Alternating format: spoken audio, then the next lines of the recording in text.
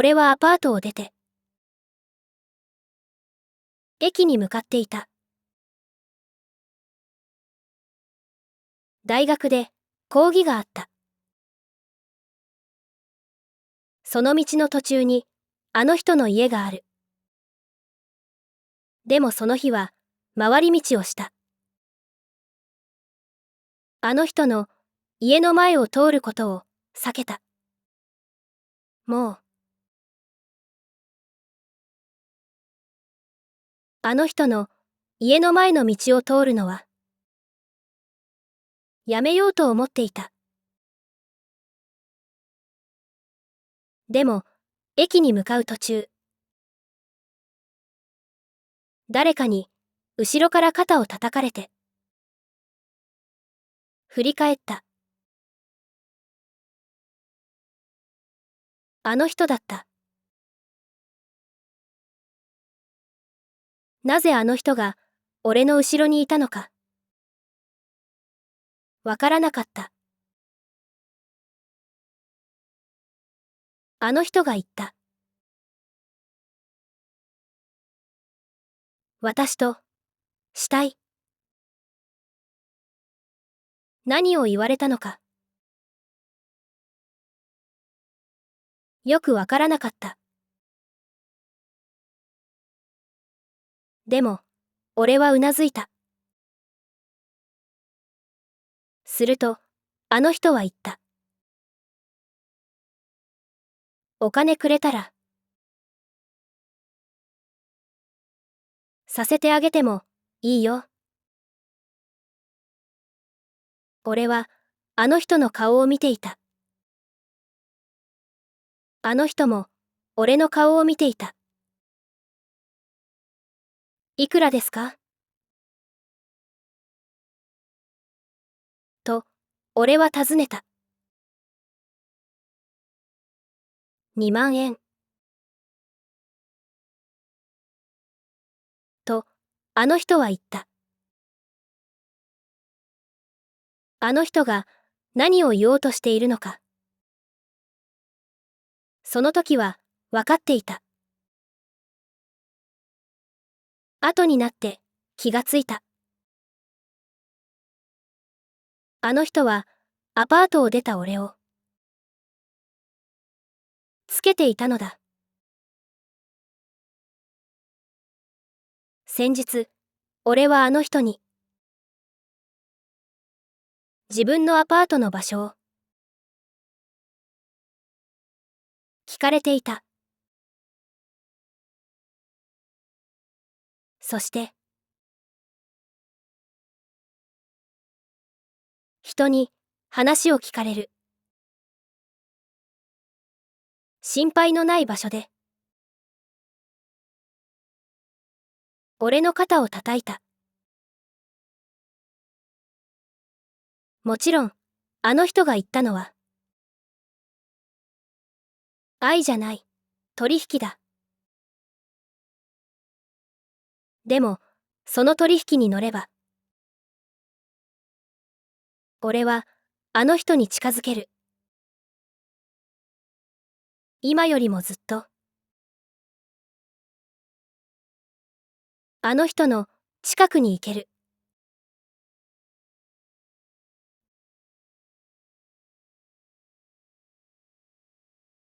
俺はその日、銀行に行って、お金を下ろしてきた。親の仕送りは、家賃と生活費で、ほとんどなくなってしまうが、以前、しばらくバイトをした時に、貯まったお金が残っていた。翌日の朝、いつものように、家の前の掃除をしている。あの人を見つけて、声をかけた。あの人に近づいていくと、あの人は気がついて、顔を上げた。お金、持ってきました。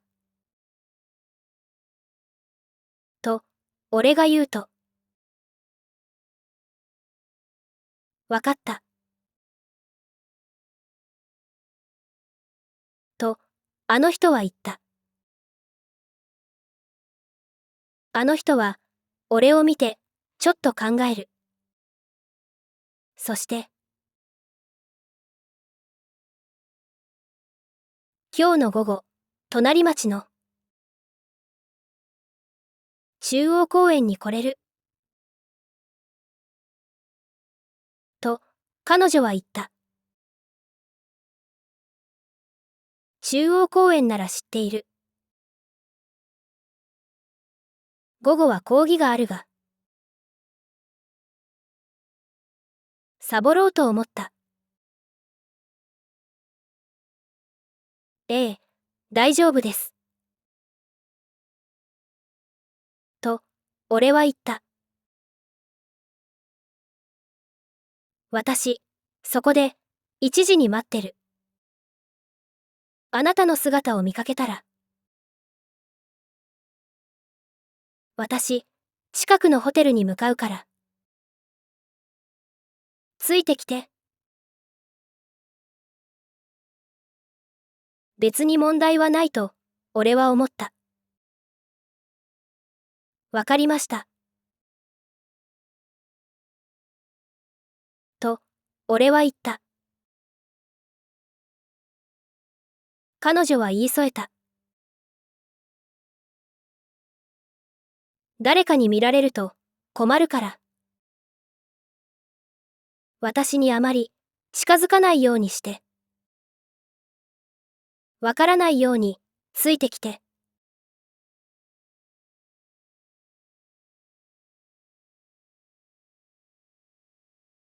その午後、あの人と、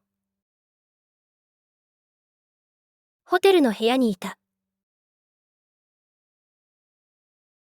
俺は、あの人と、初めて、二人きりになって、どうしていいか、わからなかった。あなた、初めて。と、あの人が言った。初めてだったが。あの人が俺を、どう思うか不安で。答えられなかった。シャワー、浴びる。と、あの人が、言ったので。はい。と、俺は返事をした。俺が、バスルームに向かうと。ねえ、歯も磨いてきてね。と、あの人が言った。バスルームで体を洗って。ホテルに備え付けの、歯ブラシと歯磨き粉で、歯を磨いた。その後、バスタオルを腰に巻いて、あの人のところに戻った。ちょっと待ってて。あの人はそう言うと。今度は自分が、浴室に向かった。浴室で、あの人がシャワーを浴びている音がした。しばらくして、あの人が出てくる。体に、衣服ではなく、バスタオルを巻いていた。バスタオルの下は、裸に違いなかった。あの人は、ベッドに横になった。突っ立っていても、仕方がないので。俺も、あの人の隣に横になる。やがて、チューしていい？と、あの人が言った。はい。と、俺は言った。あの人が唇を、俺の唇に寄せてきた。あの人の唇が、俺の唇に触れた。あの人の手が、やがて俺が腰に巻いている。バスタオルをまくって、俺のそれに触れた。俺のそれは硬くなっていた。あの人は、自分の体に巻いていた。バスタオルを取った。裸のあの人の肌が、俺の肌に触れた。あの人の肌のぬくもりが、伝わってきた。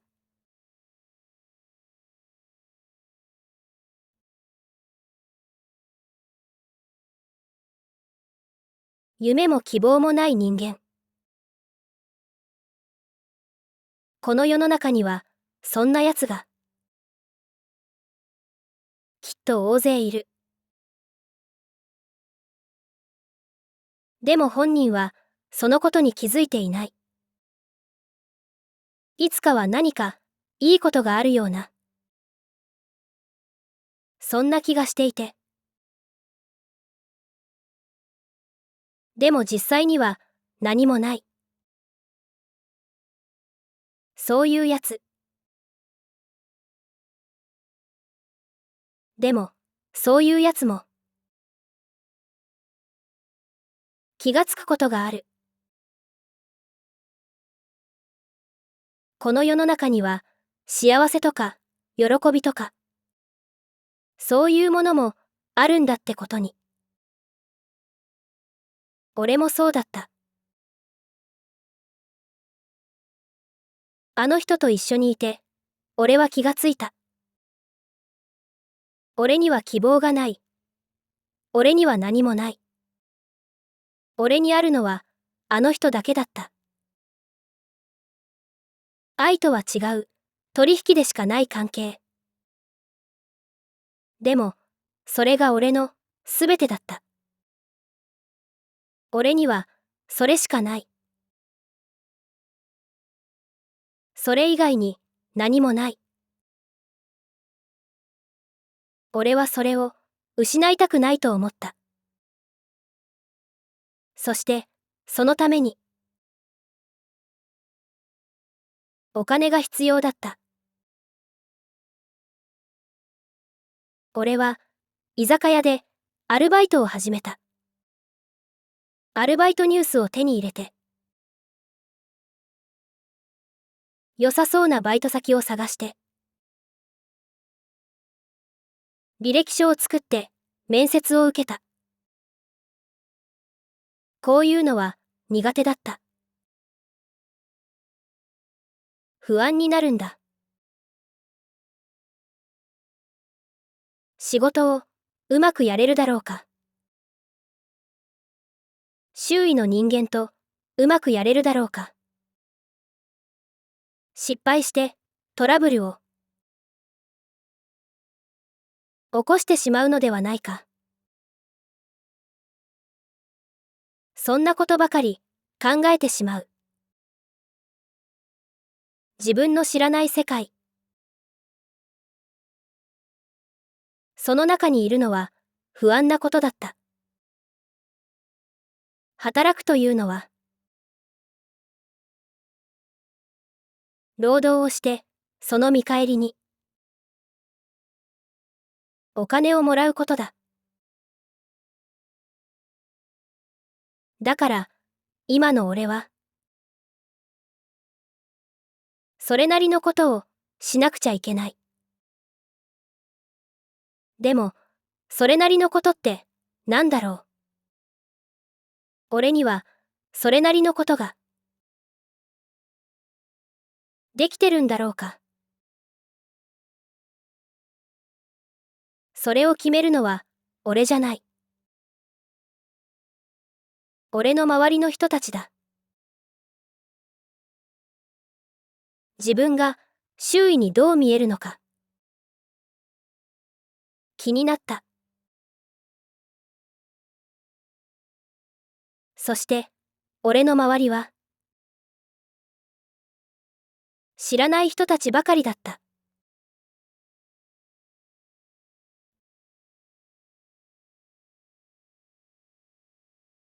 洗い物がどんどん溜まってしまう。皿を洗うのが遅い。汚れ物の置き場所がなくなってしまう。おい君、大丈夫？知らない誰かが俺に言う。はい、大丈夫です。とりあえず、俺は答える。でも、心の中で俺は叫ぶ。もう嫌だ、助けてくれ。以前俺は、しばらく、アルバイトをしていたことがあった。世の中、何をやっても、お金がかかる。遊んだり、服を買ったり、旅行に行ったり、食事をしたり。大学では、みんな、そんな風に思っている。でも、そういうことに、関心の薄い俺は、どこか、取り残されたような感じだった。その、取り残された感じが、なんだか不安で。それで、俺もちょっと、アルバイトをやってみようか、と、思った。でも結局、半年くらい続けて、そのアルバイトは辞めた。その後、いろいろ考えた。俺は、他の奴らと同じように、アルバイトをすることを、楽しいと思えなかった。みんなで遊んだり、服を買ったり、旅行に行ったり、食事をしたり。そういうことに関心を持てない。それは一体、なぜなんだろう。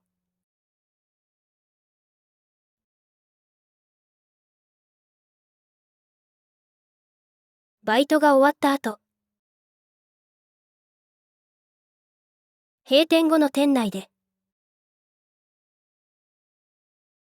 何人かが集まって楽しそうに何か話している。話題があり、仲間意識があり、信頼感がある。